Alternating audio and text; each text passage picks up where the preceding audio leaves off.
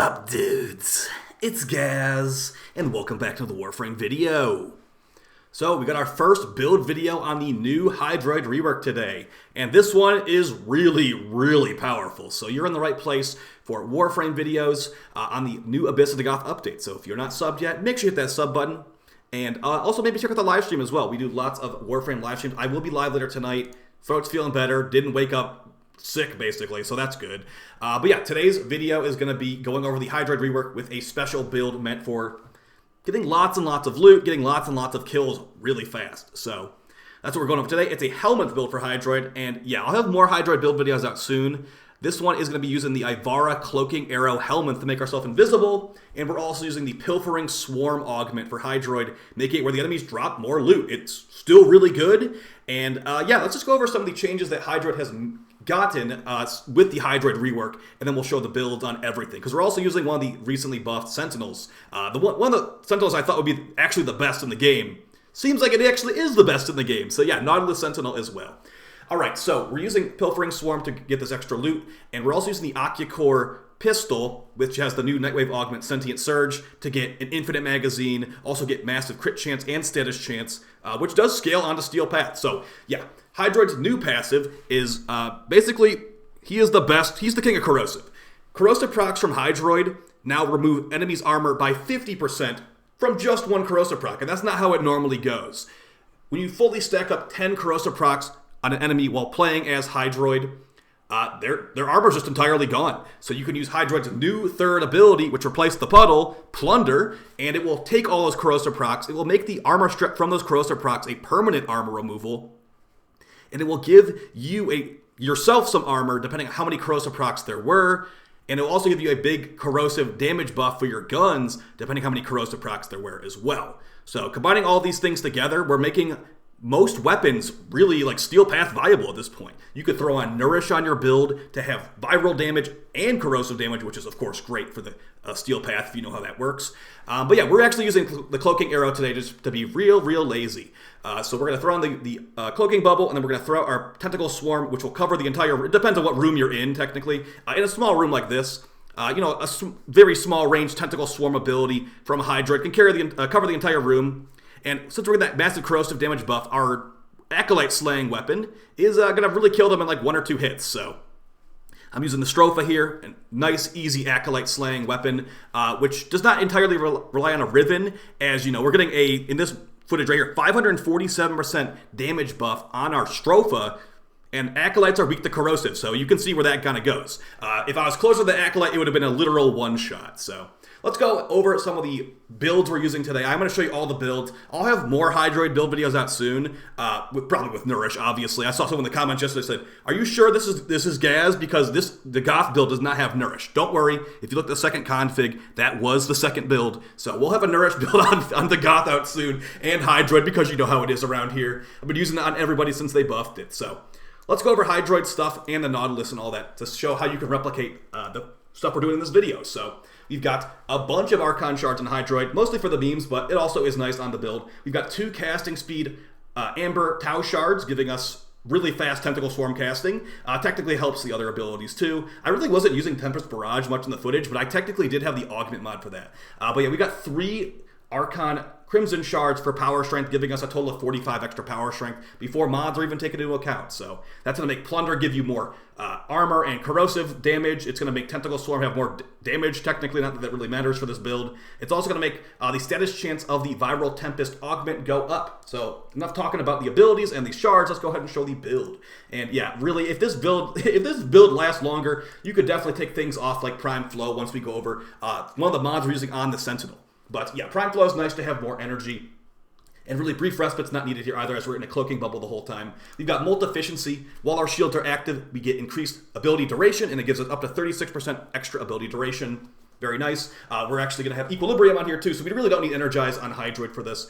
Bolt Augmented for more power strength, going to make where we get more corrosive damage from our Plunder ability. Plunder's a really good ability, by the way, so I'd recommend trying it out if you haven't already. And yeah, the rest of the stuff just going to be Pilfering Swarm, giving us extra loot, power strength, duration, so we don't have to cast the bubble as much. The Cloaking Bubble of Ivara only lasts 15 seconds with this, so if you could make it last longer, that'd be great. Yeah, you could probably go a little bit less on the power strength, just have more duration for less casting. But yeah, not like energy's an issue here. You don't even need Prime Sure-Footed for this build, because we're using the Occucore to basically melt enemies. But if you want to, if you have it, I mean, I never take it off, so that's what I'd recommend to you as well. Equilibrium got massively buffed recently.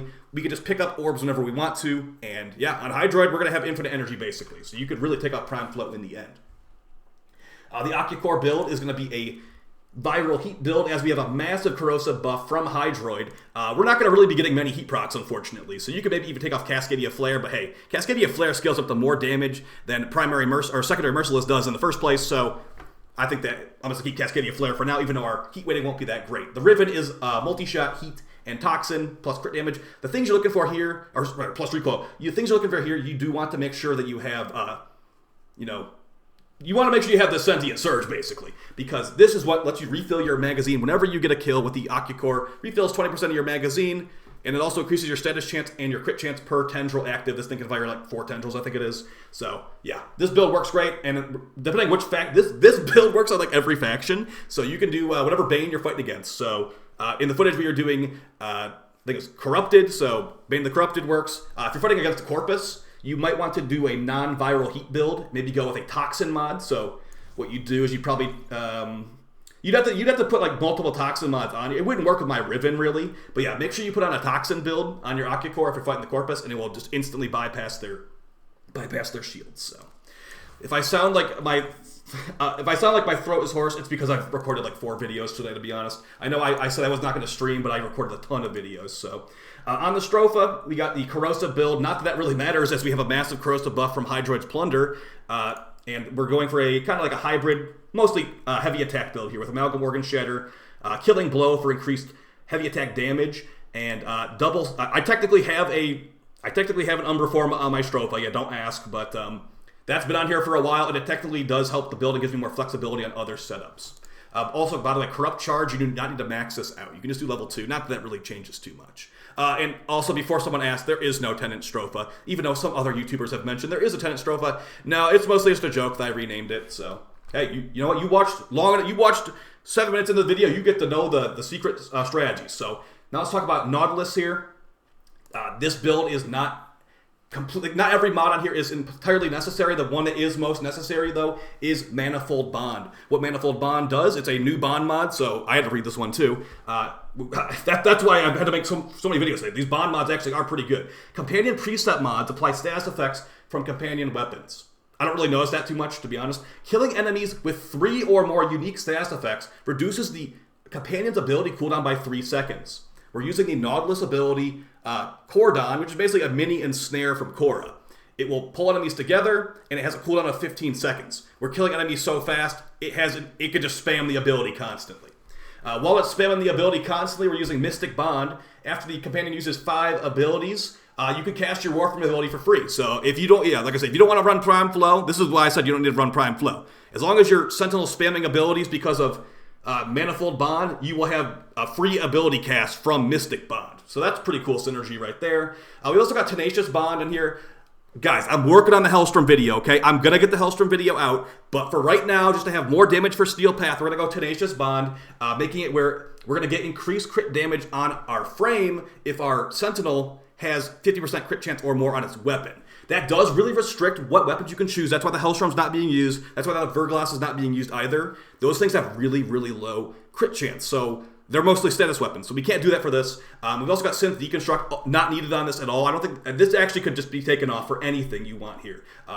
Maybe like Accelerated Redirection, or maybe some Loot Radar even, to see where the loot is on the map. But it's more of a camping strategy, so let's not worry about that mod slot too much. Just some extra tank mods. Prime Regen, when the Sentinel dies, if it does die, it doesn't really die much when we're camping this much, it will actually reduce the respawn timer by 35 seconds. That's really good, especially if you are going to be, reducing the respawn timer. You could honestly take off Synth Deconstruct, and I believe there's a mod for, when you kill a Eximus, I believe it is. Yeah, this one right here. You could either go for Momentous Bond, or you could go for the I think it's Restorative Bond. Picking up a health orb reduces the companion respawn timer. You know, yeah, either go for Restorative Bond or the Eximus one in that last slot. Duplex Bond's not going to help you much here because the clones can't cast Cordon, and we're really only caring about Cordon here. So that's the build. Vacuum to pick up loot. Obviously, there's going to be so much loot on the ground that the game might lag out a little bit. And if you're going to be using Tenacious Bonds, you need a high crit Sentinel weapon. So I've got the Volk Lock. I don't even remember where this thing is from. I think it's from the Diraga. And I think there's like 1 or 2 other ones you can use too. But yeah, the strong crit chance mod, we're at 105% crit chance, so we can actually proc our Tenacious Bond. And I think that's basically it. All the stuff we showed in the video. Let's get a little bit more of the gameplay footage here, just because this is nuts.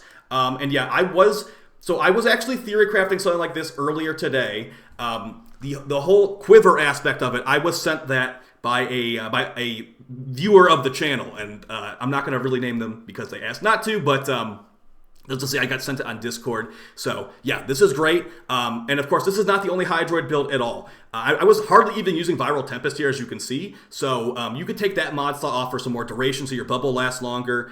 You don't really need too much range, especially if you're in a smaller room like I'm camping right here. So yeah, let me know how you guys feel about this down below. Do you think this will get nerfed?